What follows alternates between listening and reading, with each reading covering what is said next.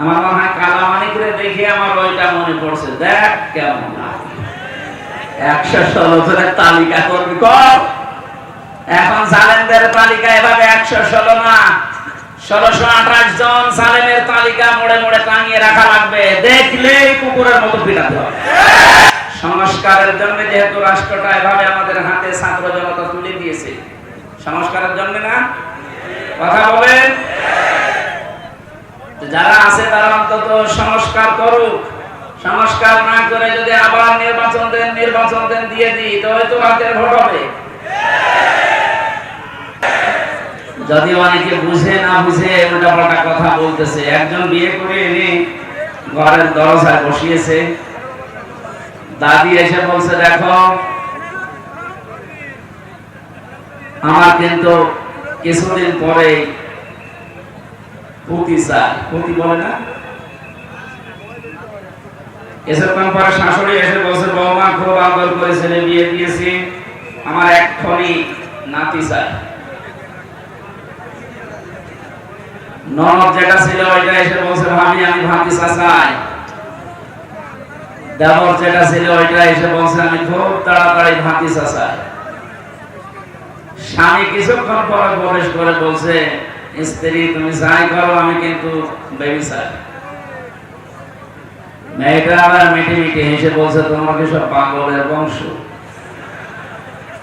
আমি কেবল বিয়ে করে বাসর ঘরে আসলাম আর এখনই যেভাবে বাচ্চা চাওয়া আরম্ভ করিস।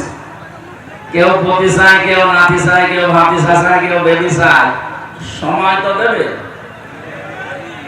আমার সময় না দিলে এটাকে আমি ফ্লাক্সিলোড করে বাড়ি থেকে নিয়ে এসেছি।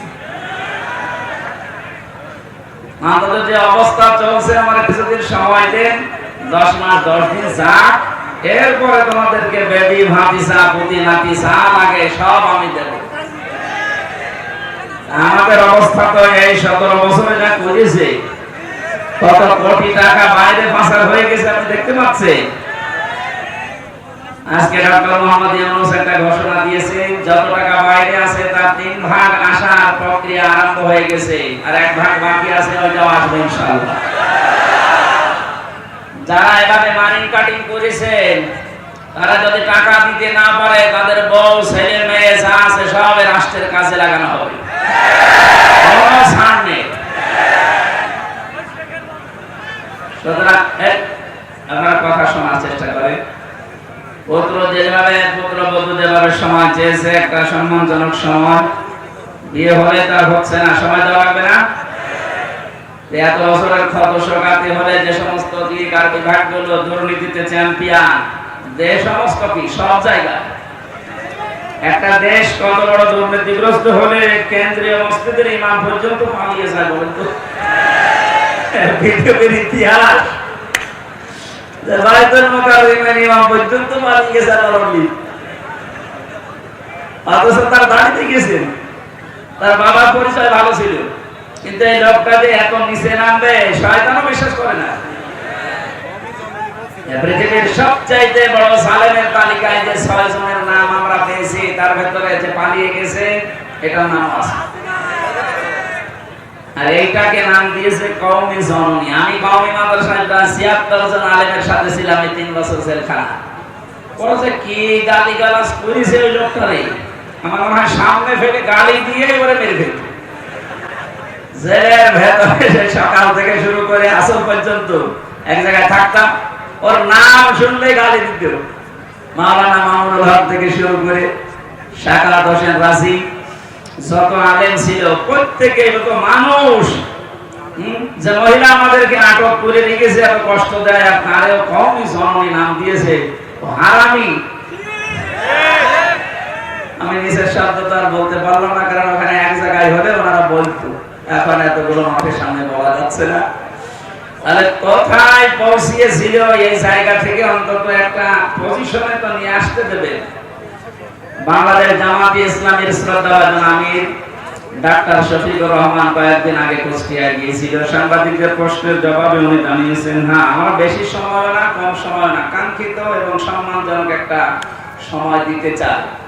সংস্কারের জন্য যেহেতু রাষ্ট্রটা এভাবে আমাদের হাতে ছাত্র জনতা তুলে দিয়েছে, সংস্কারের জন্য না, কথা বলেন। যারা আছে তারা অন্তত সংস্কার করুক। সংস্কার না করে যদি আবার নির্বাচন দেন দিয়ে দিই তো হয়তো রাতের ভোট হবে। আমার 33 বছর বয়স, আজ পর্যন্ত ভোট কি আমি দিতে পারলাম না পারিনি, কারণ এই 15 বছর তো পারিনি, আর এর আগে তো আমার ভোট হয়নি। তাই কিভাবে যে ভোট দেয় সাদা আমি জানিও না। সামনে সেই সুযোগটা তো অন্তত তৈরি করতে দেবেন, নাকি বৌমাকে বলবেন এখনই বাচ্চা দাও, তো পাবে কোথায়? ওকে বাবার বাড়ি থেকে হাতে করে নিয়ে আসবে? তাও তো অন্তত অনেক নিয়ে আসতেছে হাতে করে। চা প্রথমে যে হংকার দিয়েছিল আমার মনে হয় সে হংকার এখন কাজে লাগছে। বাংলাদেশকে যদি অশান্ত করতে চান, 7 সিস্টার অশান্ত হয়ে যাবে। হাত দিয়েছিলেন, কোরআনের পাখির দোয়া ছিল যে আমরা কোরআনের গায়ে সারাই হাত দেয়। পৃথিবীর ইতিহাস দেখেছি, রাশিয়াকে আল্লাহ 12 টুকরা করেছে, আর এত একার এমনিতে লুঙ্গি ধুতি ঘুরতে পারছে না। যেভাবে আরম্ভ হয়েছে মণিপুর থেকে শুরু করে, আমার মনে হয় কোরআনের পাখির ওই দোয়া অলরেডি কবুল হওয়া আরম্ভ হয়ে গেছে। ওরা পাকিস্তান থেকে বাংলাদেশকে আলাদা করেছিল, তারপরে আমরা বলেছিলাম যে ওরা আমাদের বন্ধু, নাকি? 52 বছর তো তাই চলছে। ওরা আমাদের বন্ধু কেন? কারণ ওরা আমাদেরকে সাহায্য করেছিল যে আমরা যেন পাকিস্তান থেকে আলাদা হতে পারি। আমরা তো 1 ভাগ হয়েছি, আপনারা তো 7 ভাগ হচ্ছেন। আমরা সাহায্য করব, আমরা বড় বন্ধু। বড় বন্ধু না? আপনারা 1 ভাগ করে যদি বন্ধু হন, আমরা কয় ভাগ করছি? দরকার আরো বেশি করব। চালান 29 টুকরা হবে, অসুবিধা নেই, আপনাদের পরম বন্ধু। এজন্য আমরা এই উদাহরণের মাধ্যমে যেটা শিক্ষা দিতে চাচ্ছি, এই লাভ সাপ না দিয়ে উল্টাপাল্টা মন্তব্য না করে ওনাদেরকে সময় দেওয়া দরকার যৌক্তিক ভাবে। নয়তো আমরা মনে হয় আবার সামনে যে উদ্দেশ্য নিয়ে এই ছাত্র জনতা এই বান্ধন খুলে দিল, এই দেশের 1628 জন মানুষ ছিল মেন দায়িত্বে। আমরা জেলখানায় মাওলানা মামুনুল হক সহ সারাই দেখেছি, এরা সব সময় হিসাব মিলাতাম, দেখি কারা কারা। আমি হিসাব করে দেখেছি 1628 জনের 1627 জন মানুষের হাত এভাবে বাঁধা ছিল, শুধু একটা হাত খোলা ছিল। কয়েকদিন আগে আমার মামলা যতগুলো ছিল সব খারিজ হয়ে গেছে, 4-5 দিন আগে। বিচারপতি মামলা এভাবে দেখার পর বলছে একটা মামলা হল, এর কোনো মাল ম্যাটারেস নেই, যা সব খারিজ করে দিলাম। আমি বলতে গেলাম যে মাননীয় আদালতে মামলা তো আপনার কাছে 3 বছর ছিল, তা আপনি এর আগে তো এই মামলা বহুবার আপনাকে দেখানো হয়েছে, আপনি বলেছেন না এ মামলা জামিন হবে না, এখন হঠাৎ করে বলছেন কোনো মাল নেই। আমি এই কথাই আমার বলতো যে হুজুর কিছু করার নেই, আমার হাত বাঁধা ছিল, এখন হাত খোলা আছে, কোনো চাপ নেই উপরে। এই জন্য যা দেখলাম আমি ন্যায় বিচার করে দিলাম। আমার মনে হয় এরকম যদি এই একজনের না, এই 1628 জন যারা দায়িত্বে এখন আছে প্রত্যেকের এভাবে আমরা হাত খোলা দেখতে চাই। আবু সাইদ এভাবে হাত খুলে দাঁড়িয়েছিল না? সবার এভাবে যদি হাত খোলা থাকে, ছাত্র জনতা এটা চেয়েছিল, ওনাদের যে 9 দফা ছিল তার ভেতরে এইটা যে কেউ হাত বন্দি থাকবে না, সব হাত খোলা থাকবে। আমরা যদি হাত খোলা থাকতে পারি আর কোরআনে কারীমকে যদি উপরে উঠাতে পারি, আমান হাকাম বিহি আদালা, কোরআন দিয়ে যারা বিচার ফয়সালা করে ওরা ন্যায় বিচার কায়েম করতে পারে। এখন বলতে পারেন কোরআনের বিচার যে দেশে নেই ওই সমস্ত দেশে কি ন্যায় বিচার নেই? না, নেই।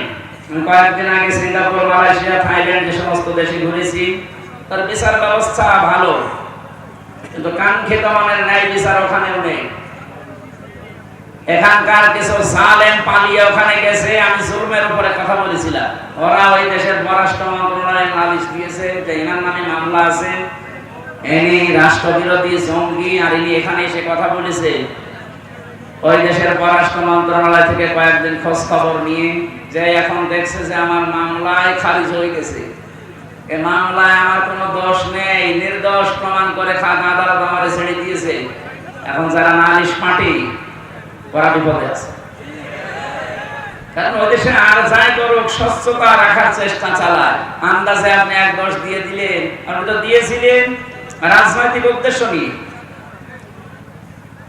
সেটা যখন এই যে বাংলায় ডাবিং করে আমার মামলার এই কপি যখন বাংলাদেশের পররাষ্ট্র মন্ত্রণালয় দায়িত্বে আছে তার কাছে দিয়ে ওই দেশে পাঠিয়েছি, দেখার পরে এখন যে লোক নালিশ দিয়েছিল ও বড় বিপদে আছে। সেই দিন আমাকে খোঁজ খবর কার কাছে পেয়েছে জানি না, অজা আমার বিরুদ্ধে যেন আর কিছু না বলে, তাহলে আমার আর এই দেশে পালিয়ে থাকা হবে না। আমি এখান থেকে একটা বিষয় জানাতে চাই, যে রেকর্ড হচ্ছে, আমাকে যেমন 3 বছর পরে খারিজ করে দিলেন, কোন দোষ পাননি, এই জন্যই তো আমাকে মুক্তি দিয়েছেন নাকি বলেন?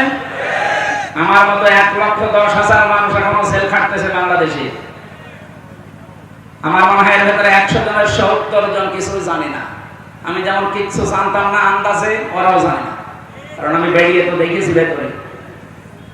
সুতরাং যারা এই কাজ করছেন, এই মামলার আয়ু থেকে আমার মামলার আয়ু কাজী মিজান, একের হাটে বাড়ি,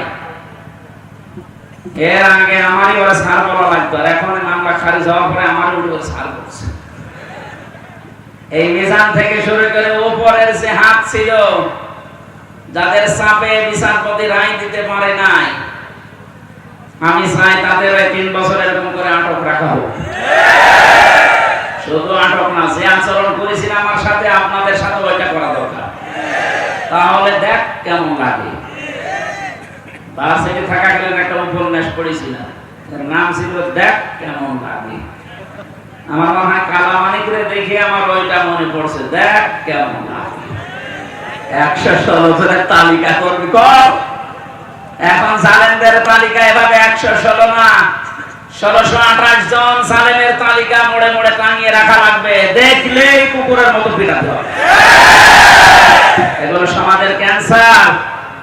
হযরত নূহ দোয়া করেছিলেন, লা তাদার আলাল আরদি মিনাল কাফিরিনা দাজ্জারা, হে আল্লাহ এদের আন্ডা বাচ্চা পর্যন্ত জমিনে না থাকে, আর ওর থেকে যেটা জন্মাবে ওটা আরো বড় হারামি হবে।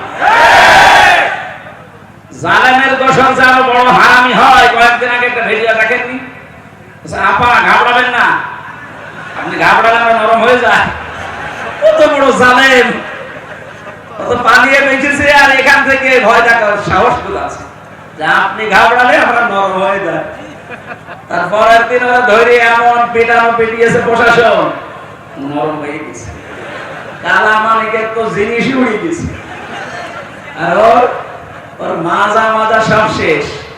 বহু মানুষকে এভাবে কষ্ট দিয়েছে। যতটুকু করেছিলে, যত অতটুকু আমরা করি, নিঃশ্বাস ফেলার সময় পাবা না। হাজার হাজার মানুষ এই 17 বছর ঘরে থাকতে পারে না। কি করেছ টের পাচ্ছ? কোন দল বলে খুঁজে পায় না, বলে কি করলাম এত যে আমার কুকুরের মতো পালানো লাগলো। ওরা ছেলে আজকে স্ট্যাটাস দিয়েছে একটা, বাংলাদেশের মানুষ এরকম যে আমার মা কুকুরের মতো পালিয়ে গেল, এটা বলছে, ওর লজ্জা আছে।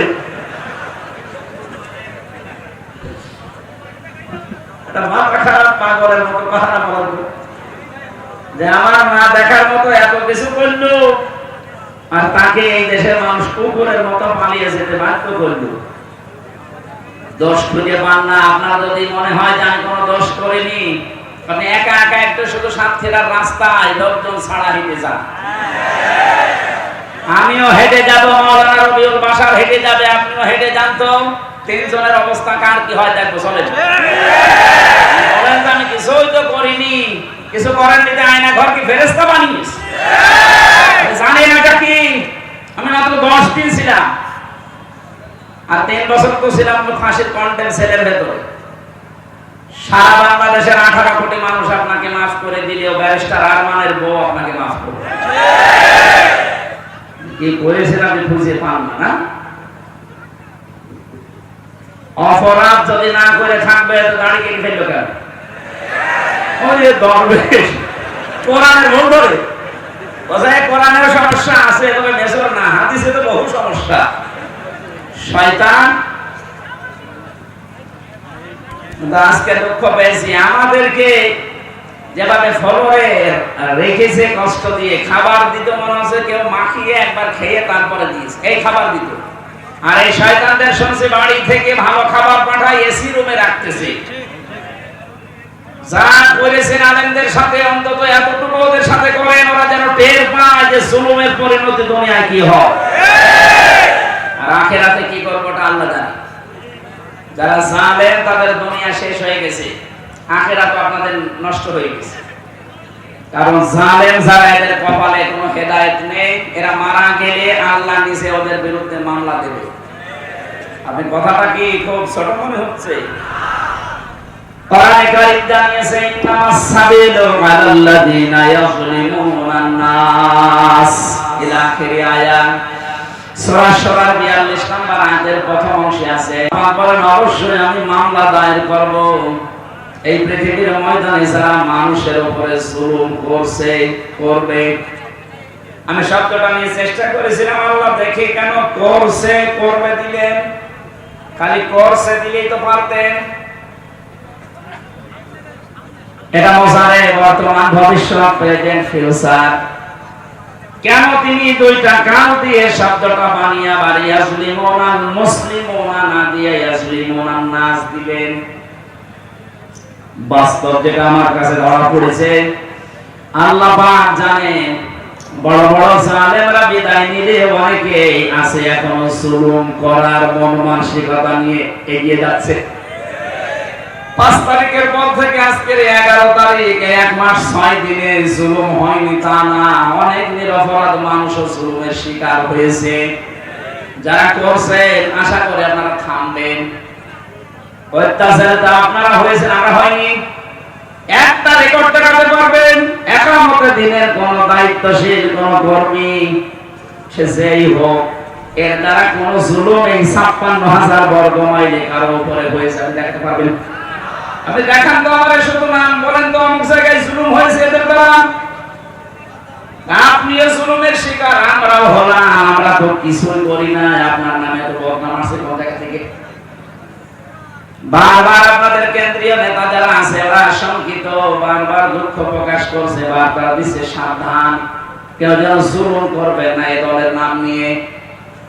এরপর যদি আপনি না থামেন, আপনার কপাল ওই সালেমদের মতো কিন্তু আগুন লাগবে। আশা করছে আপনি থামবেন। আল্লাহ ইয়াজলিমুনান নাস এই জন্য দিয়েছিলেন কারণ ওই আগেই শেষ হয়ে যায়নি জুলুম, এখন অনেক জুলুম চলছে, কিয়ামত পর্যন্ত কম বেশি এটা থাকবে। আর জালিম যারা, তারা আল্লাহর কেসের আসামি। কেস করবে কে? কত ভয়ঙ্কর সত্য দেখেন, আল্লাহ নিজে কেস করবে। ও সাক্ষীরাবাসী, আপনাদের উপর যারা জুলুম করেছে 15 15.5 বছর, আমি দেখেছিলাম জেলখানায় বসা থাকা অবস্থায় ওখানে জোগাড় করার সমকাল যেত, পেপারের কাটিং গুলো নিয়ে এসে আমাদেরকে দিয়েছে। বাস্তবে দেখতাম আপনাদের ঘর বাড়ি পর্যন্ত বুলডোজার দিয়ে ভেঙে দিয়েছে। নাকি এটা মিথ্যা লিখেছি? এটা তো কি অত্যাচার করবে তারা! বাড়িতে থাকতে দেয়নি, ধানের খেতে, আম বাগানে, কত জায়গায় 15টা বছরের ভেতরে ওরা ঘরে ঘুমাতে পারে না। এই জুলুম অত্যাচার যারা করেছিলেন, যাদের নির্দেশে করেছিলেন, আমি কোরআনে কারীম গ্যারান্টি দিয়ে বলতে পারি আপনারা সব আল্লাহর মামলার আসামি। আর ভাই, আপনি যদি হামসার মামলার আসামি হতেন, টাকা পয়সা দিয়ে আমাকে ম্যানেজ করে আপনি খালাস পেয়ে যেতেন। মামলার বাদী যত বড় হয়, এ কেস মিটানো তত কঠিন হয়। যেটা আমার মামলায় দেখেছেন, কত মানুষের মামলা আমার সামনে দেখলাম উঠছে, 2 মাস 3 মাস 5 মাসে তারা বিদায় নিয়ে চলে যাচ্ছে। আমার মাওলানা মামুনুল হকের মামলা উঠলে বলে হাত বাঁধা ফেলে দেয়, কারণ আমার মামলার আসামি মিলন না, রবিউল বাশার না, যে টাকা পয়সা দিয়ে মুখ বন্ধ করে দিলাম যে ভাই খান। একজন এমন মামলার বাদী, সে টাকা পয়সা অন্য জায়গায় খাবে, আমাদের দুজনেটা খাবে না। যেহেতু সরাসরি রাষ্ট্রবাদী ছিল, এই জন্য 3টা বছরে কোন নোট শর্ট করা যায়নি। বহু চেষ্টা চালিয়েছিল আমার পরিবার, আমার দল, কিন্তু পারে নাই। কি করে পারবে? কারণ বাদী তো সর্বোচ্চ একজন। এবার উনি যদি বাদী হয়ে আমার অবস্থা এই হয়, আপনি এবার নিজের কাছে প্রশ্ন করেন, সাতক্ষীরার যে বাড়িগুলো আপনি ভেঙে দিলেন, সামর্থ্য থাকার পরও যে ছেলেদেরকে বৈষম্যের শিকার বানিয়ে চাকরি দিলেন না, জীবনটা নষ্ট করে দিয়েছেন, এই যে জুলুম অত্যাচার নির্যাতনের কারণে আপনি কিন্তু হামজার মামলার আসামি হয়ে যাননি, আপনি সরাসরি আল্লাহর মামলার আসামি। দুনিয়ার হিসাবেই দেখলেন, বাদী যত শক্ত হয় মামলা তত কঠিন হয়। এবার ভাবেন, আল্লাহ নিজে বিচারপতি, নিজে রায় দেবে, নিজেই বাদী, আপনার মাপ পাওয়ার কোন সম্ভাবনা আছে? আপনার মামলা খারিজ হওয়া দূরের কথা, কেউ কথাও বলবে না। রাষ্ট্রে যদি কেউ বাদী হয়ে যায় রাষ্ট্র, তাহলে তার পক্ষেও কেউ দাঁড়াতে চায় না। আমার 3টা বছর এমন হয়েছিল, আমার টাকা পয়সা বাবা দিয়ে উকিল পায় না, বলে না ওর পক্ষে দাঁড়ালে আমার ক্যান্সেল করে দেবে। আর আল্লাহ সরাসরি বাদী, নিজে রায় দেবে, কে দাঁড়াবে আপনার পক্ষে? এখন যদি মনে করেন না আমার কাওয়া আছে, কাওয়া পালিয়ে বসছে,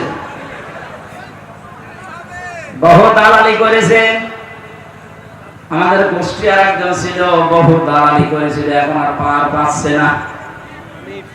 জালেমদের পরিণতি যে এত করুণ হয়, ভয়ঙ্কর হয়, সেদিন সে দেখলাম মানুষের বাড়ি ইট খুলে খুলে চলে যাচ্ছে। যা সাতক্ষীরার মানুষগুলো ভদ্র আছে, এই জন্য এখন ঝামেলা করেননি।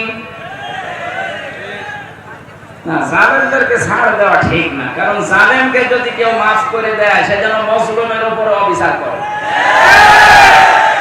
আপনি যদি এই পর্যায়ে পড়তেন তাহলে বুঝতেন। আমার বউ তো মাফ করতে চাইল না, কিসের মাফ?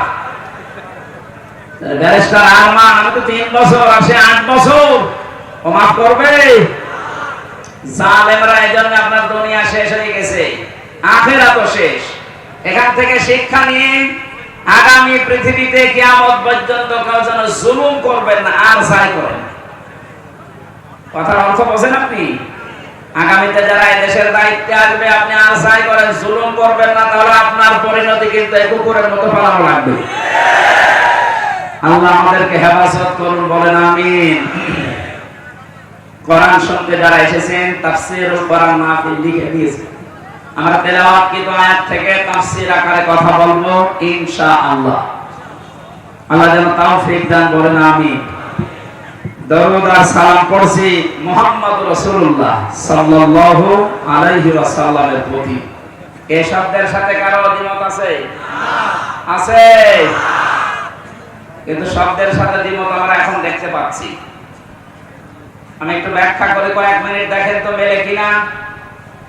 এখানে প্রথমে আমি কোরআন কারীমের আয়াতটা পড়ার পরে একবারে আরম্ভ করেছি, আল্লাহুম্মা সাল্লি আলা সাইয়্যিদিনা মাওলানা মুহাম্মাদ ওয়া আলা আলি সাইয়্যিদিনা মাওলানা। অবশ্যই হাদিসের ভেতরে আছে, কেউ যদি একবার দল পড়ে, কমপক্ষে আমার আল্লাহ তার দিকে রহমতের দৃষ্টি নিক্ষেপ করে 10 বার। হাদিসের ব্যাখ্যায় পেয়েছি, কোন মানুষ এই পৃথিবীতে আল্লাহর রহমতের দৃষ্টি যদি একবার পায়, আল্লাহ তাকে মাফ করে দেবে। আপনি পেয়েছেন কয়বার?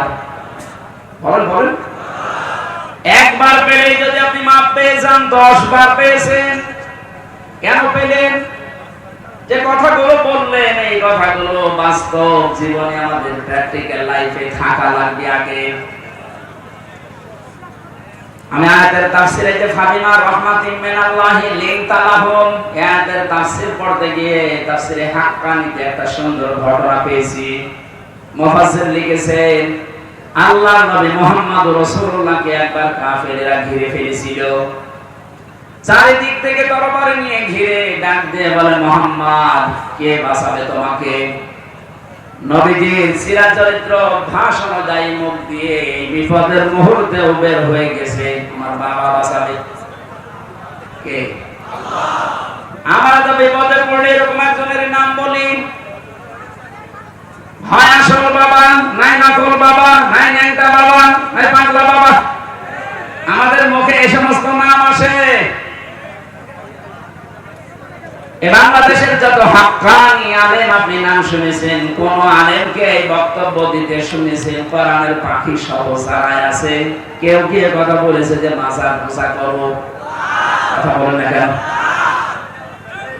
এই কাজটা সারা দেশে যেভাবে চলছিল, আমাদের এই বিভাগটা অনেক অনেক অনেক মুক্ত আছে। এগুলো চট্টগ্রাম সিলেটের এসে এত বড় বড় শিরিক আরম্ভ করেছিল এই মাজার কেন্দ্রিক। ছাত্র জনতা যারা এই দেশটা স্বাধীন করে দিয়ে গেল, তারা যেহেতু বিবেকবান, দেখছে প্রকাশ্য শিরিক চলতে থাকলে আল্লাহর রহমতে দেশে আসবে না। এরা দিন যত যাচ্ছে শিরিকের মূল উৎপাদন আরম্ভ হয়ে গেছে। মাজার কেন্দ্রিক যত গাঁজা খাওয়া, যত জেনা, মেয়ে লোক নিয়ে যত কারবার, যত নিচে নামা, আমি নিচের কথা বলতে পারলাম না, এত নিচে নামে ওরা, শয়তান পর্যন্ত নিচে নামে না। এই কাজগুলো যারা করতেন মাজার একটা দুর্বল জায়গায় মানুষকে আঘাত দিয়ে এত নিচে নেমেছেন, সাধারণ মানুষ মনে করে না ওর ভেতরে মাল আছে, কিছু বলা যাবে না। আমার কুষ্টিয়ায় আছে লালনের মাজার। একবার রাত ৯টার সময় যে দেখি এক ন্যাংটা তার দুধ খাওয়াচ্ছে। কে এর দুধ খাওয়া? হুজুর আল্লাহর ওলি, এর ভেতরে মাল আছে। মাল যা আছে সব তো দেখা পাচ্ছে, নতুন মাল দেখাও, কারণ এই মাল তো আমারও আছে। ওরা ওইটাকে মাল মনে করে দুধ খাওয়াচ্ছে। বলেন তো, একটা লোক যদি পুরো উলঙ্গ থাকে, ফরজ তরক করে, আল্লাহ বলি হয় কি করে? কি বোকা ছিল মানুষ! এখন আস্তে আস্তে চেতনা ফিরতেছে। 1 মাস 7 দিনে বহু মাজার দেখলাম, বড় বড় যেগুলো ব্যবসার ফ্যাক্টরি, আল্লাহর রহমতে ওগুলো এখন উড়ে গেছে। আমার মনে হয় মাজারপন্থী লোকগুলো তওবা করে যদি ফিরে আসে ভালো, না হলেও এদেরকেও জালেমদের মতো টার্গেট করা দরকার।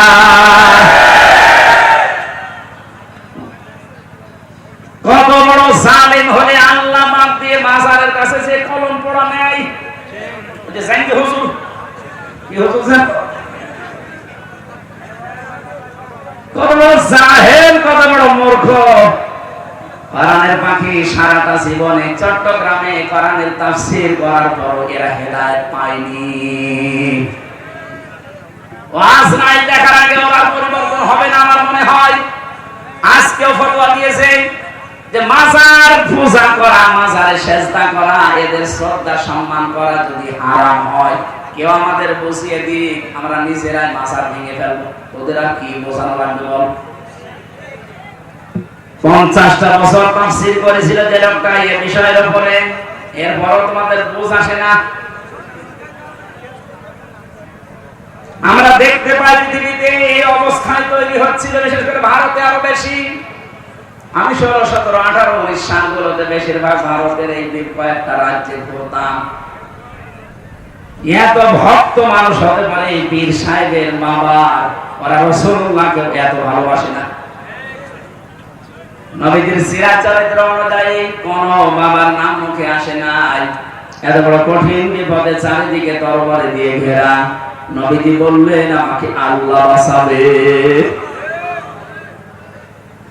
কোরআনে কারীম জানিয়েছে ফাইন তাওয়াল্লাউ ফাকুল হাসবিয়াল্লাহ আলাইহি তাওয়াক্কালতু ওয়া হুয়া রাব্বুল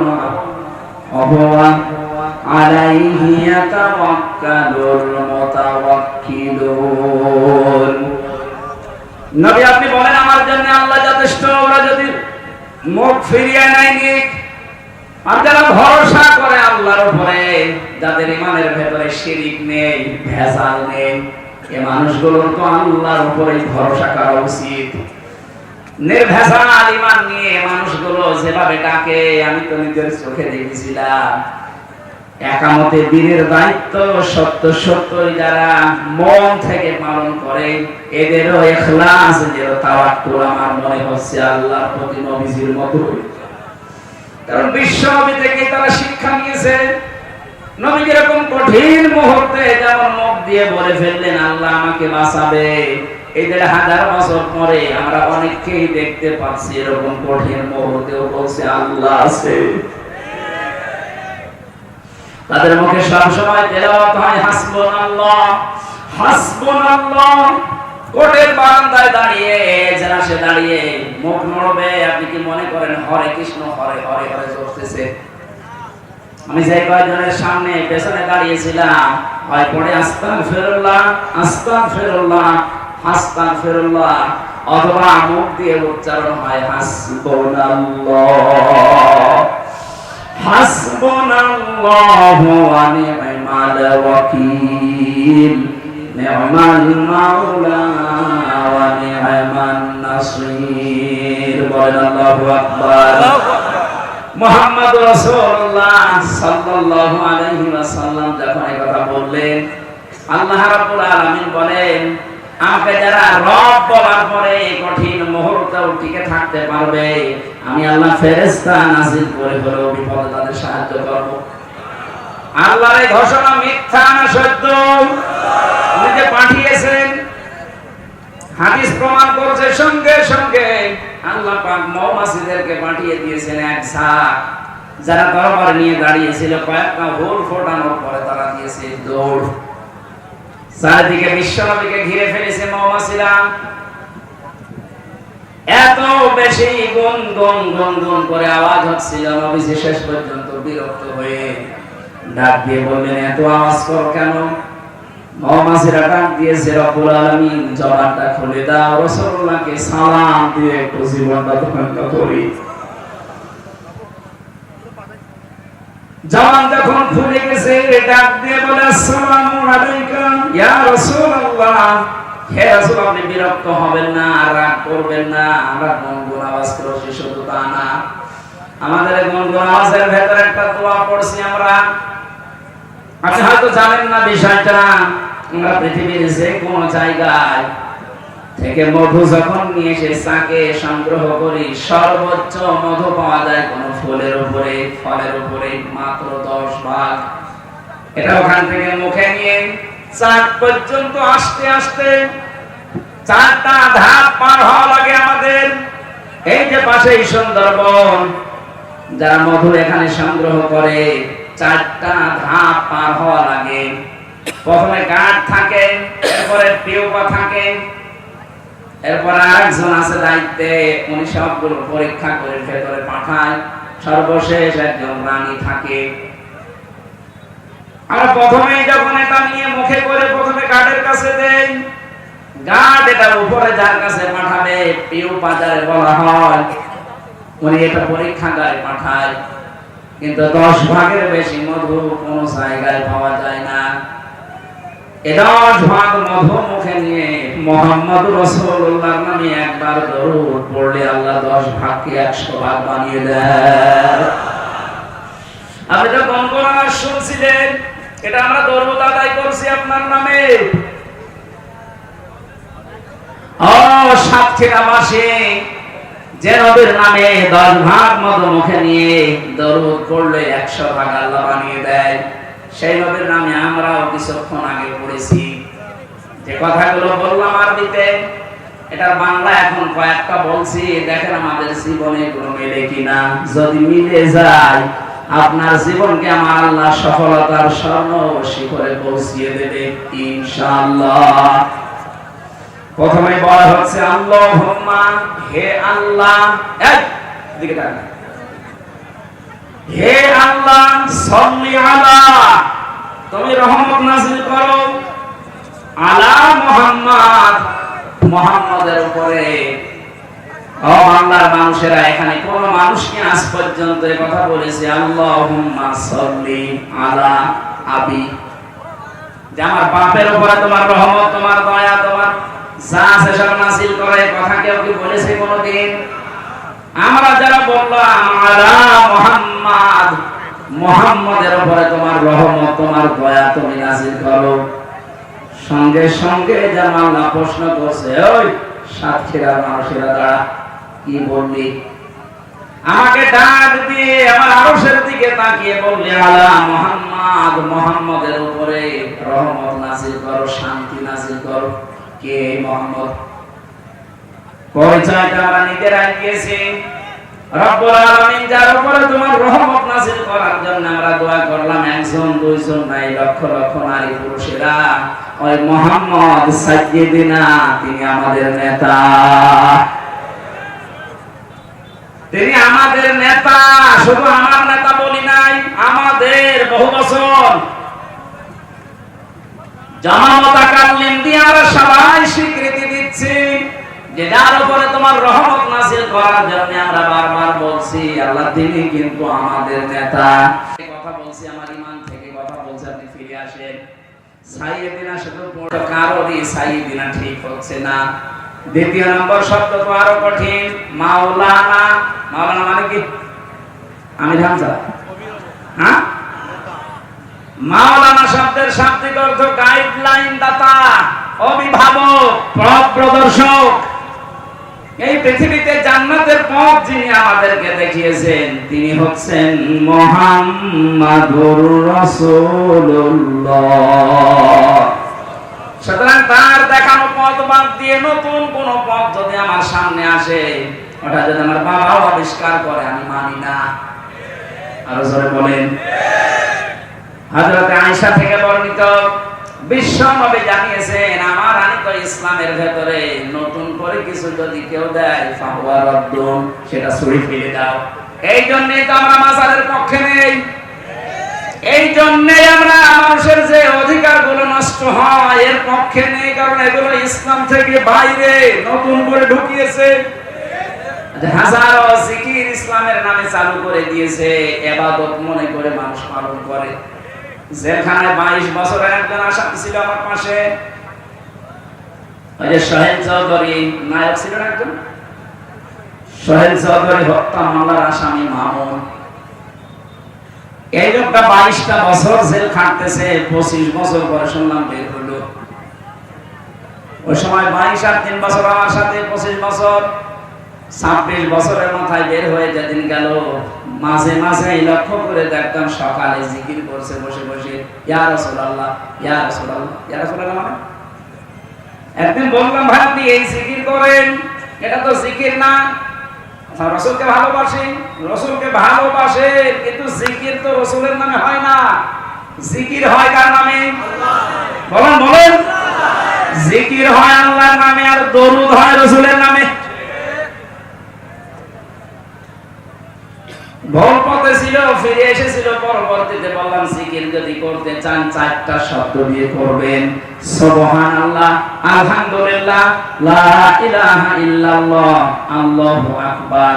কিন্তু জিকির আপনি যত জোরে করেন, আপনি দেখেন 4টা লাইন নিস্তালার মানুষের ঘুম ভেঙে যায়। অত জোরে জিকির করা আপনার জন্য জায়েজ নেই।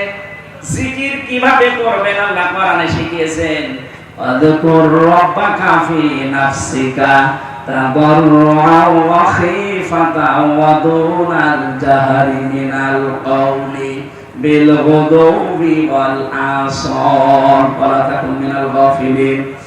সূরা আরাফ 9 নম্বর পারা 15 নম্বর পৃষ্ঠা, এটা 14 নম্বর লাইনে আছে, 204-5 নম্বর আয়াত।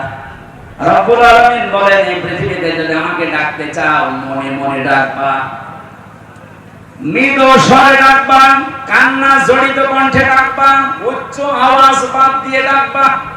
তাতে তো একটাও মিলছে না। আপনি রবের নামে জিকির করবেন, সেটা না করে জিকির করছেন রাসূলুল্লাহর নামে, এটা ভুল কথা বলছেন। আপনি যদি রাসূলুল্লাহর নামে কিছু করতে চান, তো দরুদ পড়েন সাল্লাল্লাহু আলাইহি ওয়াসাল্লাম, নেয়ার পড়েন, কোনো অসুবিধা নেই। কিন্তু জিকির যদি কেউ করতে চায়, ইবাদত মনে করে, এটা শুধুমাত্র করা লাগবে কার নামে? অনেকেই বুঝে হোক না বুঝে হোক, যদি ভুল করে থাকে, আপনি ভুল পথে আছেন, ফিরে আসবেন।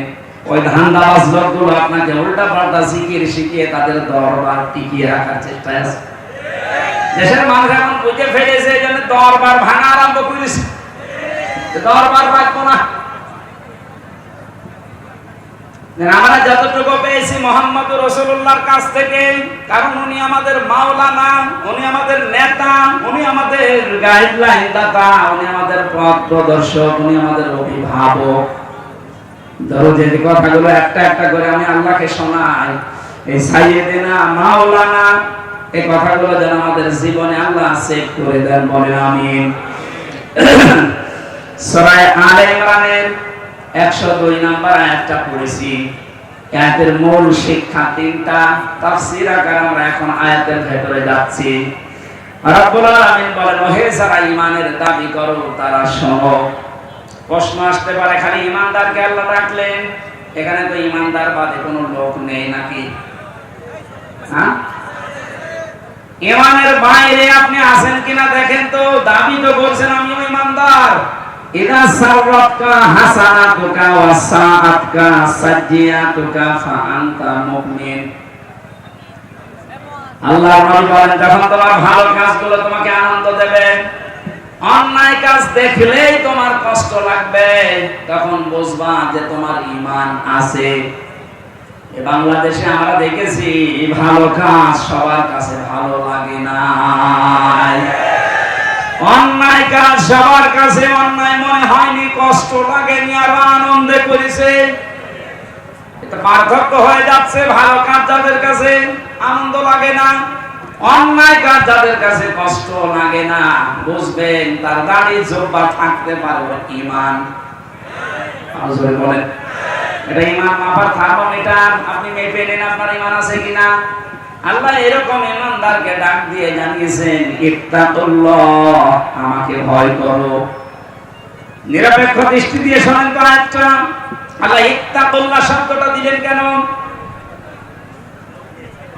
তাকওয়া শব্দের যে ব্যাখ্যাগুলো আমরা এতদিন পর্যন্ত অনেকে শুনেছি, তাকওয়া মানে আমরা মনে করি বিশাল জুব্বা গায়ে দিয়ে, পাগড়ি মাথায় দিয়ে, হাতে তসবিহ নিয়ে দুনিয়া কোনো খেয়াল করে না, শুধু জিকির করে সুবহানাল্লাহ সুবহানাল্লাহ, বিশাল তাকওয়াবান না।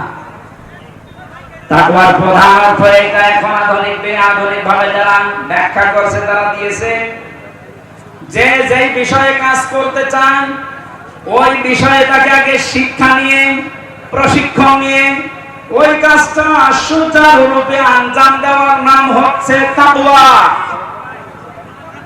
আমার যতটুকু বাস্তবতা আমি এই 33 বছরে দেখতে পাচ্ছি, আপনি রাগ করবেন না, বাস্তবের সাথে মিলাবেন। এদেশে হাজারো দল থাকতে পারে, তো বাংলাদেশ জামাত ইসলামী এবং ইসলামী ছাত্র শিবির এরা কিন্তু এই তাকওয়াটা তৈরি করার জন্য চেষ্টা চালাচ্ছে।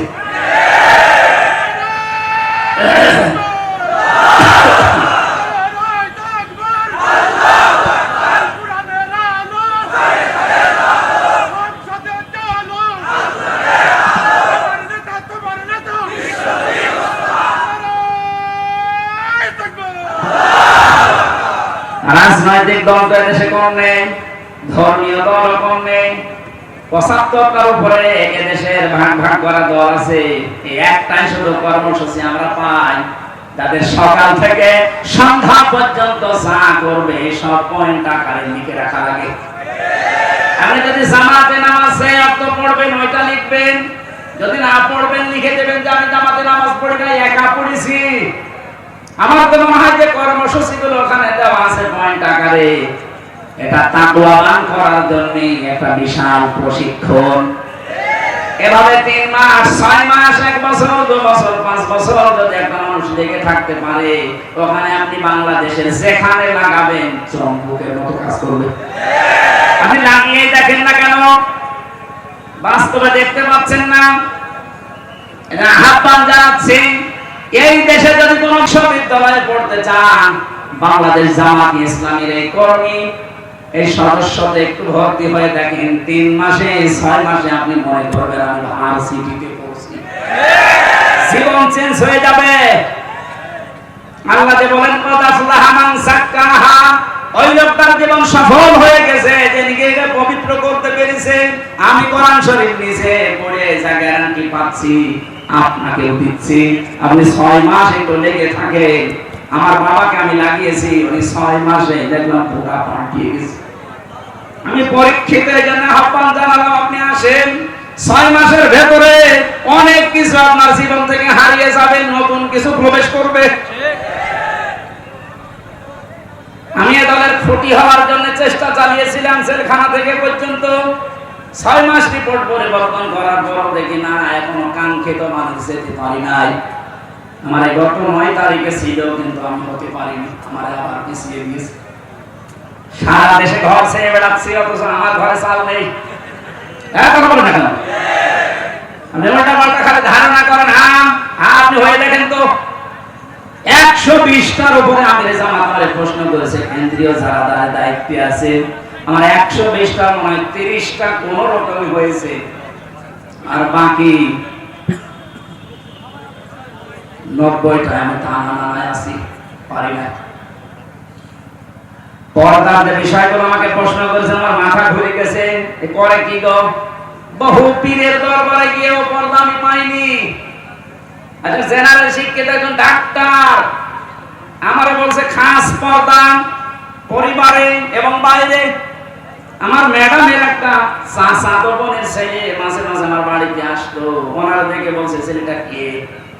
যেই বলেছি ম্যাডামের চাচাতো বোনের ছেলে, কেন্দ্রীয় মেহমান আমারে বলছে 14 জন পুরুষের সাথে মেয়েদের দেখা করা যায় আছে, এটা কেমন পছন্দ করে? আমি হিসাব মিলাতে পারিনি, ওরা তাড়িয়ে দিয়েছি, বলছে ডাক্তার বাড়ি চলে। অথচ কি হয়, খালা কি হয়, খালা না, ম্যাডামের নিজের বড় চাচা মেয়ে ছেলে কি হয়, একটা বলছে না কেন? খালার সাথে এদেশে আছে বাবা শাহজালাল, সব ভালো চলছে। আমার আবার পিছিয়ে দিয়েছে, এই জন্য বলছে আপনি যদি মূর্খ মানুষ হন, যদি বিশ্ববিদ্যালয়ে পড়ার আকাঙ্ক্ষা থাকে, এ বয়সে তো সম্ভব না। এদেশে আল্লাহর নিয়ামত এইটা, আপনি ভর্তি হয়ে যান, দেখেন 6 মাসে আপনাকে বিশ্ববিদ্যালয়ে পড়ার সাথ দিয়ে দেবে। তাকওয়ার ব্যাখ্যা এইটা, আপনি শিক্ষা নেবেন এবং প্রশিক্ষণ নেবেন, যে জায়গায় লাগবেন ওর আগে শিক্ষা প্রশিক্ষণ নিয়ে সুচারুরূপে কাজটা আঞ্জাম দেবেন। এই তাকওয়া বাংলাদেশে 1628 জন মানুষ যদি পালন করতে পারে, এই দেশটা আল্লাহর মিনি জান্নাত হয়ে যাবে। আল্লাহ ইমানদারকে ডাক দিয়ে বলেছেন, এই তাকওয়া অবলম্বন করো, হাক্কা তুকাতিহি, যেভাবে অবলম্বন করা দরকার। আমাকে ভয় করা মানে শুধু চোখ পাকায় দিয়ে জিকির করা না, আপনার প্র্যাকটিক্যাল লাইফে তাকওয়া লাগবে। আব্দুল কাদের জিলানী রাহমাতুল্লাহ আলাইহির বাবা যে তাকওয়া আপনি দেখেছেন, ক্ষুধার্ত অবস্থায়ও একটা জলের সাথে ভেসে যাওয়া, পানির সাথে ভেসে যাওয়া একটা আপেল খেয়েছিলেন, এই জন্য নিজেকে তিনি মাফ করতে পারেননি। এই তাকওয়া শব্দের ব্যাখ্যা এখানে আমি 9টা জিনিস পেয়েছি। কোন মানুষ যদি দুনিয়ায় তাকওয়া অর্জন করতে পারে, মহান আল্লাহ দুনিয়ায় তাকে 9টা জায়গায় সাহায্য করে। সুবহানাল্লাহ বলতে পারেন না? আর মরণের পরে আল্লাহ তাকে 27 জায়গায় সাহায্য করবেন। এটা ফি জিলালিল কোরআনে এবং এখানে ইবনে কাসিরের ভেতরে আছে। প্রতিদিন 2-3টা করে তো এজন্য গলা ব্যথা হয়ে যাচ্ছে, আর কথা বলতে ভেতরে ঘেমে শোক চলছে। এখন তো মাহফিলের সময় না, আপনারা জোর করে নিয়ে আসেন, আপনারাও ছাড়েন না, আমিও পারি না, আল্লাহ আকবার। মানে এগুলো শীতের সময় দিলে ভালো, শীত লাগে, 1-1.5 ঘন্টা 2 ঘন্টা কথা বললে মজা পাবে। ভেতরে মানুষ আছে, আমি এমনি আমার সবাই চলে না, তারপরও যদি সব যায়, যারা বসে আছে এই যে সে বিচিলের পালার মতো, ওদের কি হচ্ছে?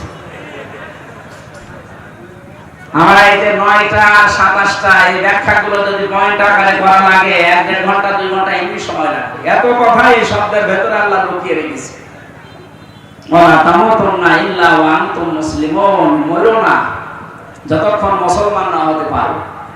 মুসলিম শব্দটা এসেছে ইসলাম থেকে, ইসলাম এসেছে সিলমন বা সালমন থেকে। সিলমন মানে, সালমন মানে আত্মসমর্পণ করা। সিলমন মানে কি? সুখ শান্তি। আমরা নাম শুনি না? আমরা যদি সত্যি মুসলমান হয়ে মৃত্যুবরণ করতে চাই, ইসলাম মানার বাইরে কোন বিকল্প আছে? ইসলাম 2 প্রকার। এখন প্রশ্ন আসতে পারে, সারা জীবন শুনলাম ইসলাম 1, এখন দেশে ইসলাম হলো দুই প্রকার। ইসলাম দুই প্রকার কেমন? ফিজিলাল কোরআনে মুফাসসির লিখেছেন, এক প্রকার ইসলাম আমার আল্লাহ দুনিয়া তৈরি করার পর থেকে কিয়ামত পর্যন্ত এটা চালাতেই থাকবেন। এই যে আম গাছে পেঁপে ধরে না, কি এটাকে প্রাকৃতিক ইসলাম বলা হয়। এই যে সূর্য যেখানে উঠতেছে কিয়ামত পর্যন্ত এখান থেকে উঠবে, যেখানে ডুবতেছে কিয়ামত পর্যন্ত এই জায়গায় ডুববে। এর কোনো ব্যত্যয় আছে? বলেন না কেন? এই সাতক্ষীরার ময়দানে কোন হাঁসের বাচ্চারা সকালবেলা কি মিছিল করেছে এই বলে যে আমরা আজকে থেকে আর হাঁস নেই, আমরা ছাগল হয়ে গেছি? ওদেরকে আল্লাহ যা বানিয়েছে কিয়ামত পর্যন্ত এই সিস্টেমই থাকবে। আরেকটা ইসলাম আছে যেটা শরঈ ইসলাম, এইটা আমার আল্লাহ নিজে দায়িত্ব নেয়নি। এটা কায়েম করা, এটা কায়েম রাখা, এটা কায়েম করে ছেড়ে দেওয়ার দায়িত্ব আল্লাহ আমাদের হাতে দিয়েছেন। নবী যে জানিয়েছেন মান মাতা, যে ব্যক্তি মরে গেল আলাম ইয়াফুজু, কিন্তু গজওয়া করে নাই, জিহাদ করে নাই, যুদ্ধ করে নাই, এই আকাঙ্ক্ষা তার ভেতরে ছিল না যে আল্লাহর জমিনে আল্লাহর এই বিধানটা কায়েম হোক, এই শরীয়ত ইসলাম যেটা কায়েম হোক, এটা কোনদিন কল্পনাও করে নাই। আলাম ইউহাদ্দিস বিহি নাফসাহু, মনের ভেতরে আকাঙ্ক্ষা আসে না যে আল্লাহর কোরআন দিয়ে দেশটা চলুক। মাতা আলা শুবাতিন মিনান নিফাক, নবী বলেন এই লোকটা মারা যাওয়ার সময় মুনাফিক হয়ে মরবে। যেহেতু প্রাকৃতিক ইসলাম আল্লাহর দায়িত্বে, শরঈ ইসলাম আল্লাহর দায়িত্বে নেই, এটা দায়িত্ব দিয়েছে কাদের? আমাদের। আমরা যদি এটা এখন নিজেদের দায়িত্ব মনে করে পালন করা শুরু না করি, কোনদিন আল্লাহ নিজে আমাদের ভাগ্য পরিবর্তন করবে না। ইন্নাল্লাহা লা ইউগায়্যিরু মা বিকাওমিন হাত্তা ইউগায়্যিরু মা বিআনফুসিহিম, যতদিন পর্যন্ত কোন জাতি তাদের ভাগ্যের পরিবর্তন না চায় ততদিন আল্লাহ নিজে ভাগ্য পরিবর্তন করে দেয় না। সাতক্ষীরার মানুষেরা, রেকর্ড হচ্ছে এটা, সারা দেশে কালকে যাবে, 18.5 কোটি মানুষকে উদ্দেশ্য করে বলছি, সুযোগ যখন আল্লাহ তৈরি করে দিয়েছে, শহীদ আবু সাঈদ তার জীবন দিয়ে আমাদেরকে সুযোগটা তৈরি করে দিয়ে গেল। কথা বলে না কেন? এই অনুষ্ঠানটা করার জন্য আগস্টের 5 তারিখের আগে আজকে যে পুলিশ ভাইরা এসেছে, এদের কাছে মনে হয় 14 বার যাওয়া লাগতো। এরপরে নেতা খেতা পাতি যা আছে সবগুলো রওনা লাগতো, বাকি টাকাও খাইতো। কি একটা অবস্থা আমাদের অনুকূলে এনে দিলেন। 14 জনের কাছে যাওয়া লাগে নাই, টাকাও দেওয়া লাগে না, আর নিজেরা এসে পাহারা দেবে। কায়েম হতে দেন এটা। এই পৃথিবীর ময়দানে যারা এটাকে কায়েম করতে পেরেছে সবাইকে আল্লাহ এর নিচে রেখে দিয়েছে। 53টা বছর আমরা তো দেখতে পেলাম, আমি দেখি নাই, মাওলানা রবিউল বাশার দেখেছে। বাবা জানিয়েছিলেন দেশটা কেমন চলে, দুর্ভিক্ষে মানুষ মরেছে, মরে না? স্বামী চালিয়েছিল, চাচা চালিয়েছে, আমি এ পর্যন্ত জানি না, কারণ আমার এখন 92-তে জন্ম। বউ চালিয়েছে আর আপা চালিয়েছে, এটা তো দেখলাম। কান খেতে মানে শান্তি আমি পাইনি, এখন শুধু দেখতে বাকি আছে এইটা দিয়ে চললে কেমন দেখা যায়। কোরআনে কারীম দিয়ে বাংলাদেশ চললে কেমন দেখা যায়।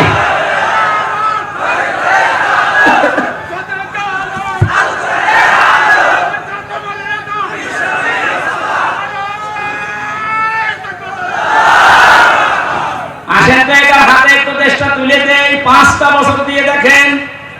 অধ্যাপক আনিসুর রহমান একটা নাস্তিক, আল্লাহকে বিশ্বাস করে না, অথচ এদেশের ইসলামপন্থী মানুষদের আদর্শে এত বেশি অনুপ্রাণিত হয়েছে লোকটা।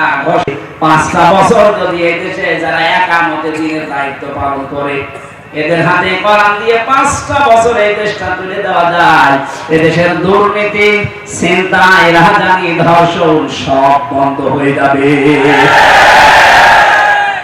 একজন মানুষ যদি গ্যারান্টি দিতে পারে, বিশ্বাস করতে পারে, আমাদের বিশ্বাস করতে অসুবিধা কি? আমরা দিতে পারবো না ইনশাআল্লাহ। বড় আশা আমার জীবনের, সবকিছু তো অন্তত শুনলাম দেখলাম, শুধু এটা দিয়ে বাকি আছে দেখতে যে কেমন লাগে দেশ চলবে। আল্লাহ তুমি মুসাফির অবস্থায় আছি, আমি দোয়া করছি এই লক্ষ মানুষ নিয়ে এই দেশটা ৫৬,০০০ বর্গ মাইল কোরআন দিয়ে চলছে, এটা দেখি মরা তৌফিক দাও।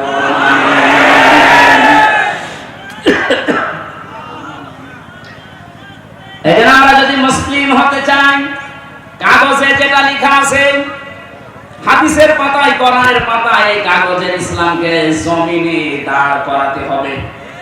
কথা বলেন না কেন? তাহলে আপনি মুসলিম হয়ে মরতে পারবেন। মান বারাল কোরআনা ফাস্তাসাহাহু, যে ব্যক্তি কোরআন পড়ে আর কোরআনকে বিজয় করার চেষ্টা করে, তাহাল্লা হালালাহু ওয়া হারামা হারামাহু, এর হালালকে হালাল জানে, হারামকে হারাম জেনে ছেড়ে দেয়, আদখালাহুল্লাহুল জান্নাহ, আল্লাহ যেন তাকে জান্নাতে দিয়ে দিয়েছে। বলেন আমিন। আল্লাহ রাব্বুল আলামিন কোরআন কারীমকে দেশে কায়েম করার মাধ্যমে প্রকৃত মুসলমান হয়ে মরার তৌফিক দিন। আল্লাহুম্মা আমিন। লা ইলাহা ইল্লা আনতা সুবহানাক ইন্নী কুনতু মিনাজ জালিমিন। রব্বুল আলামিন, প্রচন্ড গরমে আমার পেছনে বাতাস হচ্ছে, এর পরেও আমি এত ঘেমে যাচ্ছি। এবিসিডি পালার মতো যারা বসে আছে ঠাসাঠাসি করে, এদের এই কষ্টের দিকে তাকিয়ে হলেও আজকের আলোচনা তুমি কবুল করে নাও। সওয়াব যদি দিয়ে থাকো, কোটি কোটি গুণে বাড়িয়ে দাও, মুহাম্মদুর রাসূলুল্লাহর রওজায় পৌঁছিয়ে দাও। এ মাহফিলের আয়োজন করতে গিয়ে তোমার বান্দা শফিকুল ইসলাম সহ যারা শ্রম দিয়েছে, আল্লাহ তাদেরকে তুমি মঞ্জুর করো। এই দেশটা স্বাধীন করার জন্য বৈষম্য বিরোধী ছাত্র আন্দোলনে যারা শহীদ হয়েছে, এই জেলায় ৮ জন শহীদ হয়ে গেছে আল্লাহ। আর এই দেবহাটাতে ৮ জন, আমার কুষ্টিয়ায় ১৬ জনের উপরে, সারা বাংলাদেশে প্রায় ১৭৫০ জন মানুষ শহীদ হয়েছে এই দ্বিতীয় স্বাধীনতা অর্জন করতে গিয়ে। প্রত্যেককে তুমি শাহাদাতের মর্যাদা দাও। মা বোনদেরকে তুমি রক্ষক থেকে বাঁচাও। অনেক মা বোনেরা এসেছে আল্লাহ, এদেরকে তুমি মেহেরবানি করে ফাতেমা আয়েশার মতো বানিয়ে দাও। মাহফিলের সম্মানিত সভাপতি, প্রধান অতিথি, বিশেষ অতিথি সহ যারা এসেছে রাজনৈতিক নেতৃবৃন্দ, আল্লাহ প্রত্যেককেই তুমি অমরের মতো বানিয়ে দাও। সম্মানিত মা বোনদেরকে তুমি স্বামী সোহাগিনী বানিয়ে দাও। প্রশাসনের যে ভাইগুলো এসেছে আল্লাহ তাদেরকে তুমি কবুল করে নাও। বারাকাল্লাহু লানা ওয়া লাকুম ফিল কোরআনিল আযীম। আল্লাহ, প্রচন্ড গরমে আমার শরীর মারাত্মক অসুস্থ হয়ে যাচ্ছে, যেন আমি শেষ করে দিলাম। যতটুকু বলেছি তুমি আমার জীবনে আগে সেট করে দাও।